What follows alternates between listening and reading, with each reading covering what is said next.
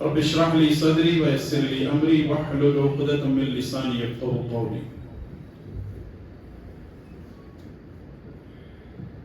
تعریفوں کے لائق اللہ ہی کی ذات ہے، اور درود و سلام ہو نبی محترم و مکرم جناب محمد رسول اللہ صلی اللہ علیہ وسلم.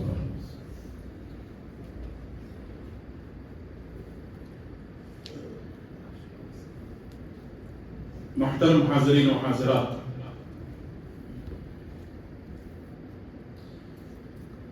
ہم پر اللہ تعالیٰ کا بے انتہا احسان یہ ہے کہ اللہ تبارک و تعالیٰ نے ہم کو ایک ایسی امت میں پیدا فرمایا جس کو خیر امت کہا جاتا ہے.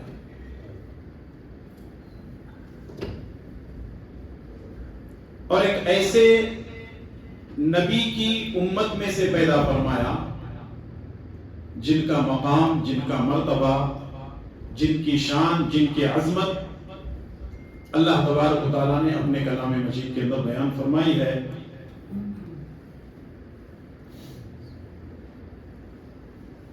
وہ نبیوں کے امام ہیں.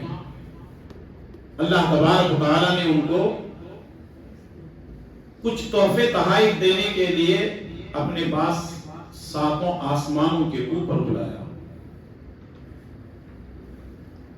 ہم ایک ایسے نبی کی امتی ہیں جن پر اللہ نے قرآن کو نازل کیا، جن کو وَرَفَعْنَا لَكَ ذِكْرَكَ کہا، اور جن کے بارے میں اللہ تبارک و تعالی نے بے شمار آپ کی شان کو، آپ کے مقام مرتبے کو بیان فرمایا ہے. اور آپ سمجھ بھی گئے ہوں گے اس سے مراد محمد رسول اللہ صلی اللہ علیہ وسلم ہے. ایک مسلمان کلمہ طیبہ کا اقرار کرتا ہے، لا الہ الا اللہ محمد رسول اللہ. یہ اقرار کرتا ہے میں اللہ کے علاوہ کسی اور کی عبادت نہیں کرتا، اور محمد صلی اللہ علیہ وسلم میرے رسول ہیں، میرے پیغمبر ہیں، میرے نبی ہیں. لیکن اللہ تبارک و تعالیٰ نے نبی کریم صلی اللہ علیہ وسلم کے بارے میں قرآن کریم کے اندر سورہ حشر کی آیت نمبر 7 میں ارشاد فرمایا، وَمَا آتَاكُمُ الرَّسُولُ فَخُذُوهُ وَمَا نَهَاكُمْ عَنْهُ فَانْتَهُوا. رسول جو تمہیں دے اس کو لے لو، رسول جو تمہیں دے اس کو لے لو، اور جس سے منع کرے اس سے رک جاؤ. یعنی رسول اللہ صلی اللہ علیہ وسلم صاحب شریعت ہے. آپ صلی اللہ علیہ وسلم کے ذریعے سے اللہ تبارک و تعالی نے شریعت کو مکمل کیا ہے. آپ کی زبان سے نکلنے والا جملہ اسلام ہے، آپ کا عمل دین ہے، شریعت ہے. ایک مسلمان کے لیے ضروری ہے کہ وہ رسول اللہ صلی اللہ علیہ وسلم کے بتائے ہوئے احکامات پر عمل کرے، اور جن چیزوں سے آپ نے منع کیا ہے اس سے اپنے آپ کو بچائے. اتنا ہی نہیں بلکہ سورہ احزاب کے آیت نمبر 21 میں اللہ تعالیٰ نے فرمایا، لَقَدْ كَانَ لَكُمْ فِي رَسُولِ اللَّهِ أُسْوَةٌ حَسَنَةٌ. تحقیق تمہارے لیے رسول اللہ صلی اللہ علیہ وسلم اسوہ حسنہ ہے، تمہارے لیے نمونہ ہے، تمہارے لیے ماڈل ہے. یعنی ایک مسلمان کے لیے ضروری ہے کہ رسول اللہ صلی اللہ علیہ وسلم نے کیسے زندگی گزاری ہے ویسے ہم کو زندگی گزارنا ہے. چاہے وہ معاملہ عقیدے کا ہو، چاہے وہ معاملہ معاشرت کا ہو، چاہے وہ معاملہ ازدواجی زندگی کا ہو، چاہے وہ معاملہ تجارت کا ہو، چاہے وہ معاملہ مسجد مدرسے کا ہو، چاہے وہ معاملہ دنیا کا ہو، آخرت کا ہو. ہر معاملے میں پیارے نبی صلی اللہ علیہ وسلم کو اسوہ بنانا ہے. آپ ہمارے لیے رول ماڈل ہیں.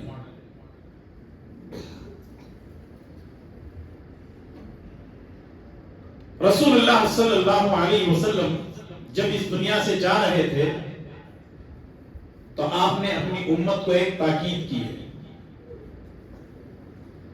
مستدرک حاکم کی روایت ہے، صحیح الجامع میں شیخ البانی رحمۃ اللہ علیہ نے اس روایت کو صحیح کہا ہے.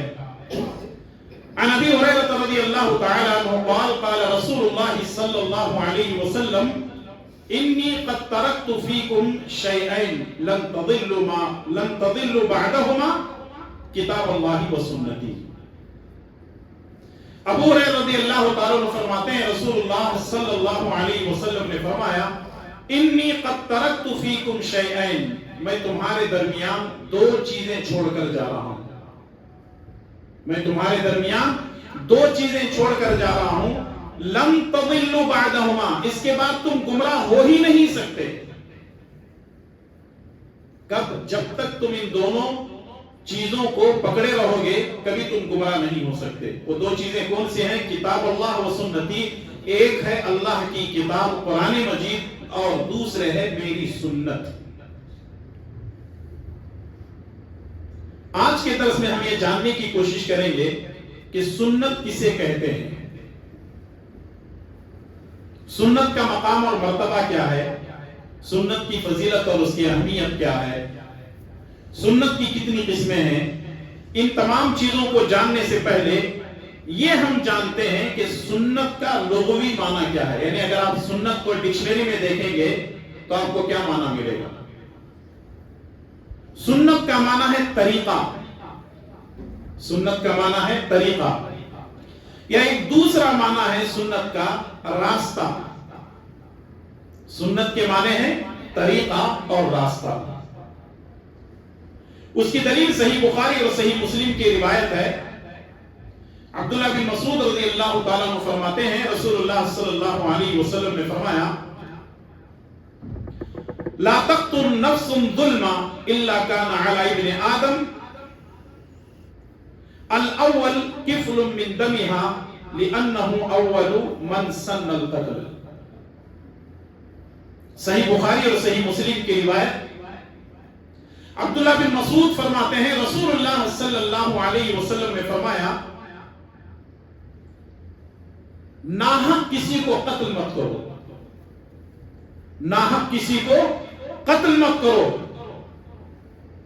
اور جس نے سب سے پہلے ناحق قتل کیا وہ ہے آدم علیہ السلام کا بیٹا قابیل. اور یہ وہ شخص ہے لِأَنَّهُ أَوَّلُ مَنْ سَنَّ الْقَتْلِ، اس نے دنیا میں سب سے پہلے قتل کرنے کی سنت جاری کی. یعنی دنیا میں سب سے پہلے قتل کرنے کا طریقہ قابیل نے شروع کیا.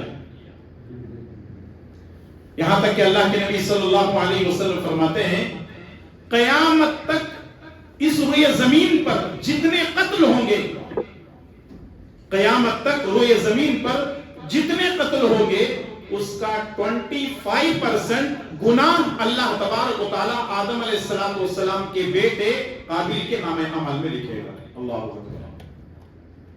اس سے کیا معلوم ہوا کہ آدمی اگر کوئی غلط کام دنیا والوں نے نہیں کیا وہ کرتا ہے تو جتنے لوگ اس پر عمل کریں گے قیامت تک اس کا گناہ اس کو ملتا رہے گا.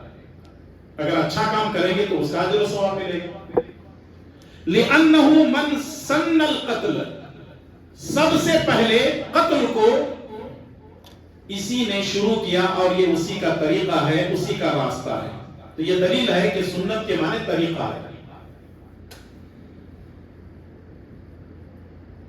تو سنت ہر اس کام کو کہتے ہیں شرعی اعتبار سے، شرعی اصطلاح میں جس کو رسول اللہ صلی اللہ علیہ وسلم نے کہا ہو، رسول اللہ صلی اللہ علیہ وسلم نے کیا ہو، یا رسول اللہ صلی اللہ علیہ وسلم کے سامنے کوئی کام کیا گیا اور آپ نے خاموشی اختیار کر لی ہو، اس کو شرعی اصطلاح میں سنت کہا جاتا ہے.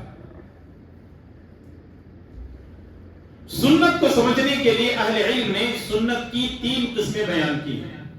سنت کی کتنی قسمیں ہیں؟ 3 قسمیں ہیں.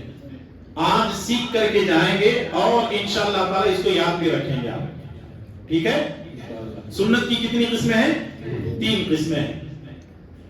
نمبر 1 سنت قولی، نمبر 2 سنت فعلی، نمبر 3 سنت تقریری۔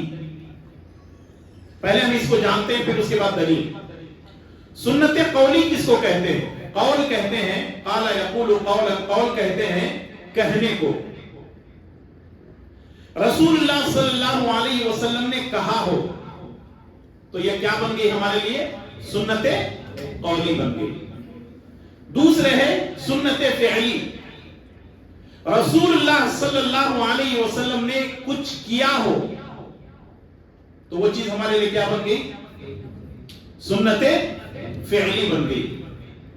تیسری ہے سنت تقریری، رسول اللہ صلی اللہ علیہ وسلم کے سامنے کوئی کام کیا گیا، آپ خاموش ہو گئے، آپ نے منع نہیں کیا، اس کا مطلب یہ ہے کہ وہ کام کر سکتے ہیں، آپ کا خاموش رہنا بھی ہمارے لیے کیا بن گیا؟ سنت تقریری بن گیا۔ پھر دوبارہ میں پیش کر رہا ہوں، سنت قولی، سنت فعلی، سنت تقریری۔ آپ بھی بولیں گے میرے ساتھ، یاد کر لیں گے اس کو۔ سنت کی کتنی قسمیں ہیں؟ 3 قسمیں ہیں، سنت قولی، سنت فعلی، سنت تقریری۔ زندگی پر یاد رکھنا ہے اس کو۔ آپ کسی کو بھی چیلنج کر سکتے ہیں، مارکیٹ میں بہت سارے لوگوں کو معلوم نہیں ہے، بڑی بڑی ڈیگیں ماریں گے، اس سے پوچھو توحید کی کتنی قسمیں معلوم نہیں ہے، سنت کی کتنی قسمیں معلوم نہیں ہے۔ اس کا مطلب یہ ہے کہ رسول اللہ صلی اللہ علیہ وسلم نے اپنی زندگی کے اندر جو بھی کام کیا وہ ہمارے لیے کیا بن جاتی ہے؟ سنت بن جاتی ہے۔ تو اب آئیے دلیل۔ سنت قولی، صحیح مسلم کی روایت، حذیفہ رضی اللہ تعالیٰ عنہ فرماتے ہیں رسول اللہ صلی اللہ علیہ وسلم نے فرمایا، ان الشیطان یستحل الطعام اللہ یذکر اسم اللہ علیہ، شیطان اس کھانے کو اپنے لیے حلال کر لیتا ہے جس پر بسم اللہ نہیں پڑھی جاتی۔ نبی صلی اللہ علیہ وسلم نے کہا، سنت قولی ہے، اس کی دلیل کیا ہے؟ رسول اللہ صلی اللہ علیہ وسلم نے فرمایا کہ شیطان اس کھانے کو اپنے لیے حلال سمجھ لیتا ہے جس پر کیا نہیں پڑھی جاتی؟ بسم اللہ۔ یعنی بسم اللہ پڑھے بغیر ہم کھاتے ہیں تو ہمارے کھانے میں کون شامل ہو جاتا ہے؟ شیطان شامل ہو جاتا ہے۔ تو یہ سنت قولی کی دلیل۔ سنت فعلی، سنن ابو داؤد کی روایت، شیخ البانی رحمۃ اللہ علیہ نے اس روایت کو صحیح کہا ہے۔ راوی حدیث نعمان بن بشیر رضی اللہ تعالیٰ عنہ ہیں، فرماتے ہیں کان رسول اللہ صلی اللہ علیہ وسلم یسوی صفوفنا اذا قمنا للصلاة فاذا استوینا کبر۔ رسول اللہ صلی اللہ علیہ وسلم نماز کے لیے کھڑے ہونے سے پہلے صفوں کو درست کرتے تھے۔ نماز کے لیے جب کھڑے ہوتے نبی صلی اللہ علیہ وسلم سب سے پہلا کام کیا کرتے؟ صفوں کو درست کرتے۔ فَإِذَا اسْتَوَيْنَا كَبَّرْ، جب صفیں درست ہو جاتی تو نبی صلی اللہ علیہ وسلم تکبیر کہتے ہیں، اللہ اکبر کہتے، نماز کو شروع کرتے۔ تو معلوم کیا ہوا؟ یہ امام کی ذمہ داری ہے۔ کس کی ذمہ داری ہے؟ امام کی ذمہ داری ہے صفوں کو درست کرے۔ یہ نہیں ہے کہ اقامت میں قد قامت الصلاۃ قد قامت الصلاۃ اللہ اکبر لا الہ الا اللہ، ادھر مؤذن بول دیے، امام صاحب کو کوئی پرواہ نہیں ہے کون سیدھا کھڑا ہے کون ٹیڑھا ہے کہاں گیپ ہے، کچھ نہیں ہے، اللہ اکبر۔ یہ خلاف سنت ہے۔ امام کی ذمہ داری یہ ہے کہ وہ صفوں کو درست کرے۔ یہ سنت فعلی، سنت فعلی، یعنی آپ نے پہلے کیا نا یہ عمل تو یہ سنت فعلی ہے۔ تیسرے ہے سنت تقریری، یعنی آپ کے سامنے کوئی عمل کیا گیا، آپ نے خاموشی اختیار کر لی، اور یہ بھی سنن ابو داؤد کی صحیح روایت ہے۔ راوی حدیث قیس بن عمر رضی اللہ تعالیٰ عنہ ہیں، وہ کہتے ہیں رأى رسول اللہ صلی اللہ علیہ وسلم رجلا یصلی بعد صلاة الصبح رکعتین، ایک آدمی فجر کی فرض نماز ہونے کے بعد 2 رکعت نماز پڑھ رہا تھا۔ فجر کی فرض نماز ختم ہو گئی لیکن وہ آدمی کیا کر رہا ہے؟ 2 رکعت اٹھ کر کے پڑھ رہا ہے۔ فقال رسول اللہ صلی اللہ علیہ وسلم، نبی صلی اللہ علیہ وسلم نے فرمایا صلاة الصبح رکعتان، ارے بھائی فجر کی تو 2 رکعت نماز ہے، یہ کون سی نماز پڑھ رہے ہیں؟ فجر کی کتنی نماز ہے؟ 2 رکعت ہے. تو یہ فجر کی نماز پڑھنے کے بعد 2 رکعت پڑھ رہے تھے. نبی صلی اللہ علیہ وسلم کو تعجب ہوا کہ یہ فجر پڑھنے کے بعد بھی کون سی نماز پڑھ رہا ہے. اس کا مطلب یہ ہے کہ فجر کی فرض نماز سے لے کر سورج نکلنے تک کوئی بھی نفل نماز پڑھنا نہیں ہے بلکہ حرام ہے. نفل نماز پڑھنا حرام ہے. 3 اوقات ایسے ہیں جن میں آپ نماز نہیں پڑھ سکتے. ایک ہے طلوع آفتاب جب سورج نکل رہا ہے، اور دوسرے زوال جب سر کے اوپر سورج ہوتا ہے، اور تیسرے ہے غروب آفتاب جب سورج ڈوبتا ہے. ایسی حالت میں آپ نماز نہیں پڑھ سکتے. لیکن ایک نماز اس سے مستثنا ہے. کون سی نماز ہو سکتی ہے؟ تحیت المسجد. وہ کون سی نماز ہے؟ تحیت المسجد. مثال کے طور پر آپ ایسے وقت میں مسجد میں داخل ہوئے، سورج ڈوبنے کا وقت ہے، سمجھیے مغرب کی اذان سے 2-4 منٹ پہلے کا وقت ہے. آپ تحیت المسجد پڑھنا چاہے تو پڑھ سکتے ہیں. وجہ اس کی کیا ہے؟ رسول اللہ صلی اللہ علیہ وسلم جمعہ کے دن خطبہ دے رہے ہیں. ایک آدمی مسجد میں داخل ہوا اور سیدھے بیٹھ گیا. نبی کریم صلی اللہ علیہ وسلم نے پوچھا ہل صلیت رکعتین، کیا تم نے 2 رکعت نماز پڑھی ہے؟ اس نے کہا اللہ میں نے نہیں پڑھی. نبی صلی اللہ علیہ وسلم نے فرمایا اذا دخل احدکم المسجد فلیصلی رکعتین ثم یجلس. اگر کوئی شخص مسجد میں داخل ہو تو مسجد کا حق یہ ہے کہ وہ سب سے پہلے 2 رکعت نماز پڑھے، پھر اس کے بعد بیٹھے. بعض اہل علم نے کہا ہے کہ یہ ضروری ہے کہ مسجد کا حق ہے کہ وہ 2 رکعت نماز پڑھ کر کے بیٹھے. جمعہ کا خطبہ چل رہا ہے، کوئی بات نہیں، لیکن آپ کو کرنا کیا ہے؟ 2 رکعت نماز پڑھ کر کے بیٹھنا ہے. نبی صلی اللہ علیہ وسلم نے خطبے کو روک کر کے وہ صحابی کو تاکید کی اور وہ 2 رکعت پڑھ کر کے بیٹھتے ہیں. تو اس کا مطلب یہ ہے کہ یہ تحیت المسجد مستثنا ہے، آپ کہیں بھی کبھی بھی پڑھ سکتے ہیں اس کو. تو بات کیا چل رہی تھی کہ ایک آدمی مسجد میں داخل ہوا. نہیں، رسول اللہ صلی اللہ علیہ وسلم نے ایک آدمی کو دیکھا کہ فجر کی نماز کے بعد وہ 2 رکعت نماز پڑھ رہا ہے. نبی صلی اللہ علیہ وسلم نے پوچھا کہ بھئی فجر کی نماز تو 2 ہی رکعت ہے، یہ کیا پڑھ رہے ہو؟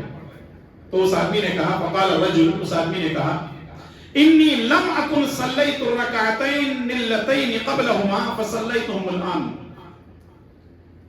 وہ کہنے لگتا ہے اللہ کے نبی صلی اللہ علیہ وسلم فجر کی فرض نماز سے پہلے جو 2 رکعت سنت ہے وہ میں نے نہیں پڑھی تھی، اب پڑھ رہا ہوں.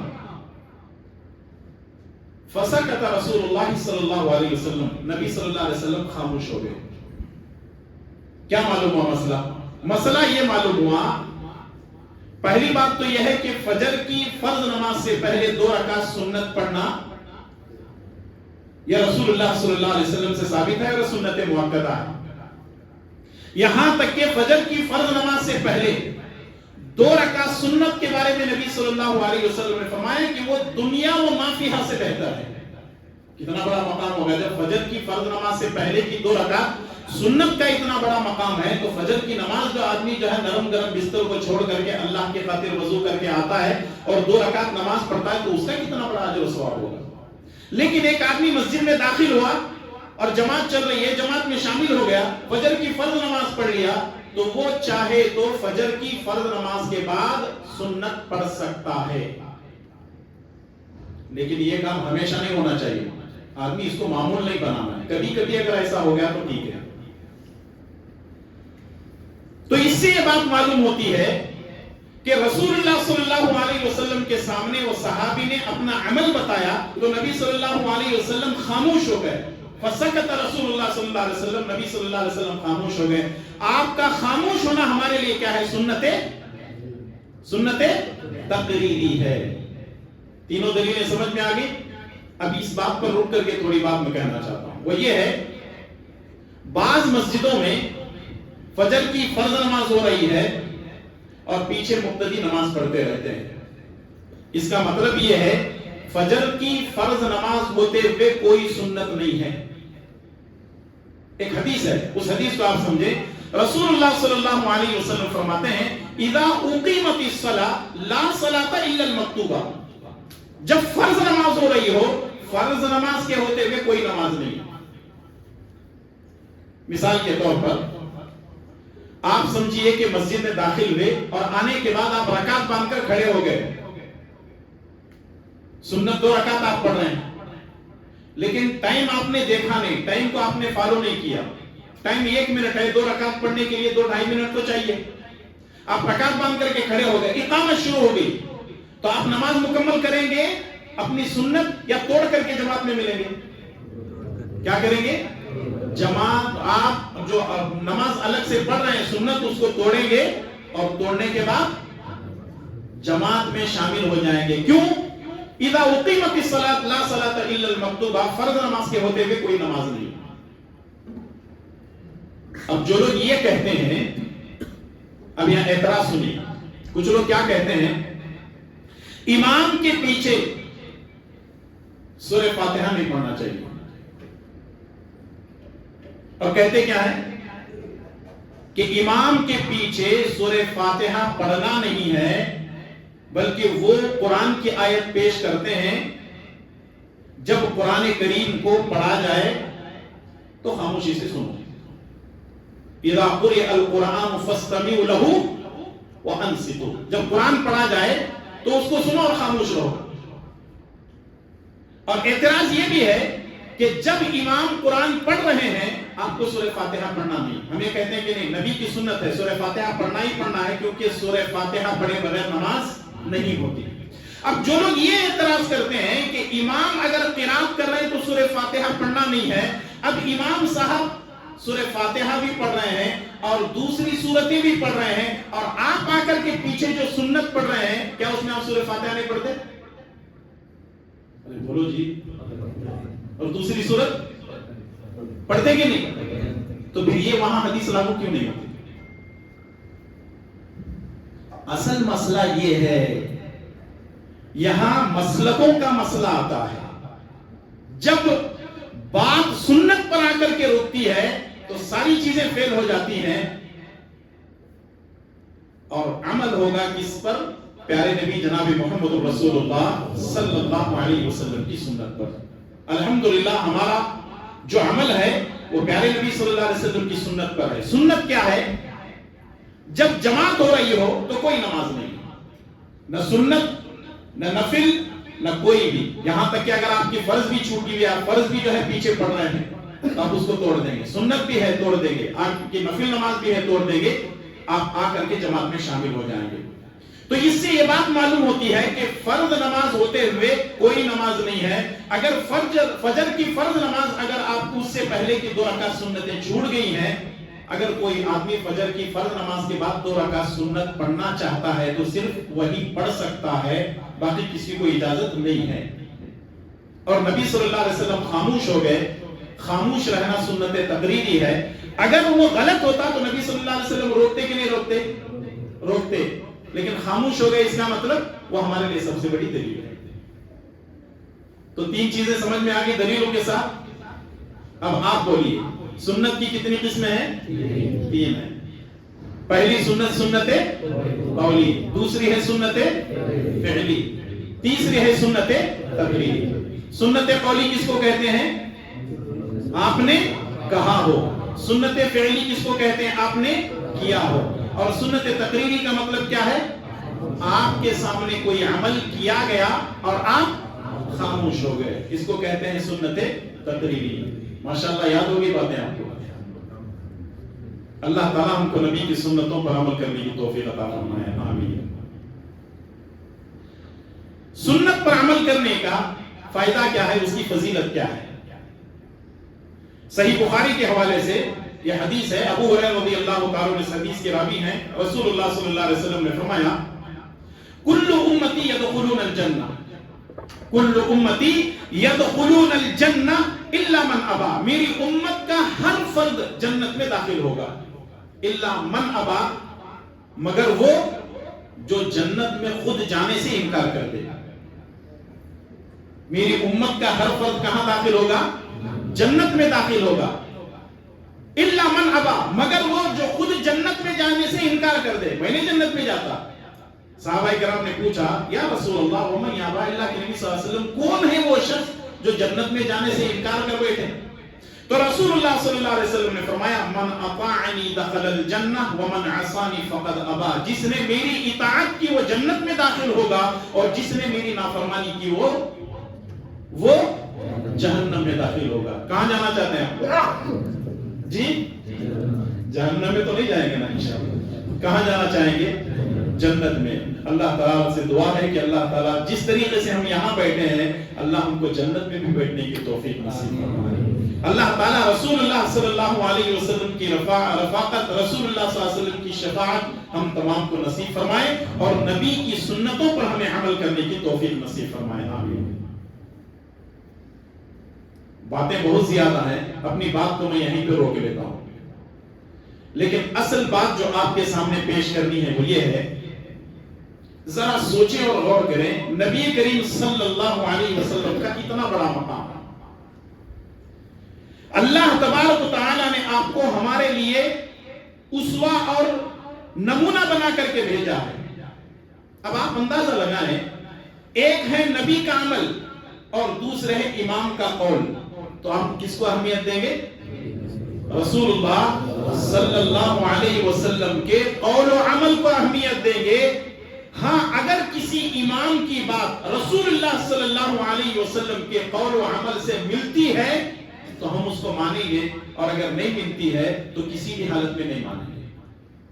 یہ ہر مسلمان کا طریقہ کار ہونا چاہیے، کیونکہ ہم نے کلمہ کسی امام کا نہیں پڑھا ہے، کلمہ کسی مفتی صاحب کا نہیں پڑھا ہے، کلمہ کسی علامہ صاحب کا نہیں پڑھا ہے، کلمہ ہم نے کسی پیر صاحب کا نہیں پڑھا ہے.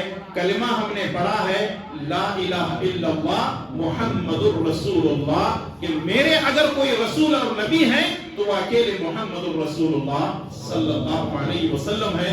اگر کوئی آدمی رسول اللہ صلی اللہ علیہ وسلم کے قول و فعل کے سامنے، رسول اللہ صلی اللہ علیہ وسلم کی سنت کے سامنے، رسول اللہ صلی اللہ علیہ وسلم کے ارشادات مبارکہ کے سامنے کسی امام کو اہمیت دیتا ہے تو اس کا مطلب یہ ہے کہ وہ رسول اللہ صلی اللہ علیہ وسلم کے مرتبے کو گھٹانے کی کوشش کر رہا ہے. تو پھر وہ ایسا آدمی اپنے ایمان کی فکر کرے. لوگ یہ سمجھتے ہیں ہمارے امام صاحب کے پاس ایسا مسئلہ ہے، ہمارے امام صاحب کے پاس ایسا مسئلہ ہے. اماموں کی ہم عزت کرتے ہیں، اماموں کا ہم احترام کرتے ہیں، اماموں کی جو ہے ان کی باتوں کو ہم تسلیم کرتے ہیں. کب؟ جب وہ رسول اللہ صلی اللہ علیہ وسلم کے قول و فعل کے موافق ہو تو ہم اس کو مانتے ہیں، اگر مخالفت میں ہو تو کسی بھی حالت میں ہم ماننے کے لیے تیار ہیں. یہ ہر مسلمان کا طریقہ کار ہونا چاہیے. یہ ذہن میں بٹھا لو آپ. نبی کی بات آ گئی، ختم، حرف آخر، پتھر پہ لکھی ہوئی لکیر ہے وہ. لیکن اس کے علاوہ کسی اور کی بات کو مانا بھی جا سکتا ہے، انکار بھی کیا جا سکتا ہے، لیکن نبی کی بات کو ماننا ہی ماننا ہے، انکار کسی بھی حالت میں نہیں کیا جا سکتا. کل کے درس میں ہم کوشش کریں گے کہ جو لوگ رسول اللہ صلی اللہ علیہ وسلم کے کسی قول و فعل کا انکار کرتے ہیں تو اللہ تبارک و تعالیٰ ان کے ساتھ کیا معاملہ کرتا ہے. اور دنیا میں کچھ ایسے لوگ بھی گزرے ہیں کہ جنہوں نے نبی کی کسی بات کا انکار کیا، اللہ تبارک و تعالیٰ نے ان کے ساتھ ایسا معاملہ کیا کہ آج ہمارے لیے عبرت بنے ہوئے. تو اس لیے کہیں بھی آپ جائیں رسول اللہ صلی اللہ علیہ وسلم کی ذات کو اہمیت دیں، کیونکہ آپ سے بڑا اس دنیا کے اندر نہ آیا ہے اور نہ قیامت تک کوئی آنے والا ہے، اور وہ اکیلی ذات ہے محمد الرسول اللہ صلی اللہ علیہ وسلم کی. کچھ لوگ یہ بولتے ہیں، کیا کہتے ہیں؟ سنت. ہاں سنت ٹھیک ہے، وہ سنت بڑی ہے یا چھوٹی ہے؟ جو لوگ یہ کہتے ہیں نا ان کے دماغ میں کچھ گڑبڑ ہے. جو لوگ یہ کہتے ہیں کہ یہ سنت بڑی ہے یا چھوٹی ہے، یاد رکھو سنت کبھی بڑی اور چھوٹی نہیں ہوتی، سنت سنت ہی ہوتی ہے. اگر کوئی آدمی یہ کہے میرے باپ نے کہا ہے تو میں اس سے کہوں تیرا باپ اتنا بڑا ہے کیا، تیرے باپ کی بات بہت چھوٹی ہے، تو سامنے والا غصے میں میرے باپ کی بات اتنی چھوٹی کیسے ہو سکتی ہے؟ ارے جب تو اپنے باپ کی بات کو چھوٹی ماننا تسلیم نہیں کرتا، میں اپنے نبی کی بات کو چھوٹی کیسے تسلیم کروں؟ یہ ہونا چاہیے. جب تک ہمارے اندر نبی کا احترام نہیں ہوگا، نبی کی عزت نہیں ہوگی، نبی کی شان ہمارے دلوں کے اندر نہیں ہوگی تب ہم کامیاب نہیں ہو سکتے۔ آج رسول اللہ صلی اللہ علیہ وسلم کے دین سے نکلنے کے لیے لوگوں نے چور دروازے بنا لیے، کوئی یہاں سے جا رہا ہے، کوئی وہاں سے جا رہا ہے، کوئی ادھر سے جا رہا ہے، کوئی ادھر سے جا رہا، اور کل حزب بما لدیہم فرحون، ہر ایک آدمی کہنے لگتا ہے نہیں ہم لوگ صحیح ہیں، باقی سب غلط ہیں۔ ہر آدمی ہر جماعت والا یہ سمجھتا ہے کہ ہم جنتی باقی سب جہنمی۔ ارے وہ کسی کہنے والے نے کہا تھا کہ آج تک کسی کافر نے مسلمان کو کافر نہیں کہا، آج تک کسی کافر نے کسی مسلمان کو کافر نہیں کہا، لیکن ایک مسلمان دوسرے مسلمان کو کافر کہتا ہے۔ کفر کے فتوے ایسے دیے جاتے ہیں، ارے وہ نبی کو نہیں مانتے، ارے وہ اماموں کو نہیں مانتے۔ میرے بھائیوں اور دوستو، جس کو جتنا ماننا ہے اتنا ہی ماننا، اگر ہم اس کو مانیں گے، احترام کریں گے، تو انشاءاللہ تبارک و تعالی ہماری دنیا بہتر ہوگی اور آخرت اس سے بہتر ہوگی کہ اللہ تبارک و تعالی راضی ہو جائے گا، اور پیارے نبی صلی اللہ علیہ وسلم کل قیامت کے دن ہماری سفارش کریں گے۔ ورنہ وہ حدیث بھی ہمارے سامنے ہے، رسول اللہ صلی اللہ علیہ وسلم فرماتے ہیں کہ ایک جماعت میرے پاس لائی جائے گی، میں حوض کوثر پہ رہوں گا، جب وہ میرے قریب آنے لگیں گے فرشتے ہنٹر مار کر کے ان کو بھگا دیں گے، چلائیں بھاگو۔ نبی صلی اللہ علیہ وسلم کہیں گے میرے امتی ہیں آنے دو، تو رسول اللہ صلی اللہ علیہ وسلم کو فرشتے کہیں گے اللہ کے نبی آپ کو معلوم نہیں ہے آپ کے جانے کے بعد انہوں نے دین کے اندر رد و بدل کر دیا۔ دین کے اندر جو لوگ گڑبڑ کرتے ہیں، ایک تو نبی صلی اللہ علیہ وسلم کی سفارش ان کو نصیب نہیں ہوتی، اور دوسری بات حوض کوثر سے رسول اللہ صلی اللہ علیہ وسلم کے دست مبارک سے ان کو پانی بھی نصیب نہیں ہوتا، اور ایسے لوگ جو ہے کبھی بھی جنت میں داخل نہیں ہو سکتے جو نبی کے مقابلے میں کسی امام کو، کسی مفتی کو، کسی علامہ کو، کسی پیر کو، کسی مولوی کو اہمیت دیتے ہیں۔ تو اس لیے آج کے درس کا خلاصہ یہی ہے کہ نبی ہے تو سب کچھ ہے، نبی نہیں ہے تو ارے بولو جی کچھ بھی نہیں۔ الحمدللہ اللہ تعالی ہمیں اسی عقیدے پر زندہ رہنے اور اسی عقیدے پر مرنے کی توفیق عطا فرمائے، پیارے نبی صلی اللہ علیہ وسلم کی سنتوں پر عمل کرنے کی توفیق عطا فرمائے، اور جب تک ہمیں اللہ تعالی زندہ رکھے اسلام پر زندہ رکھے اور خاتمہ بالخیر فرمائے۔ آمین وصلی اللہ علی نبینا محمد وعلی آلہ وصحبہ اجمعین۔ السلام علیکم ورحمۃ اللہ وبرکاتہ۔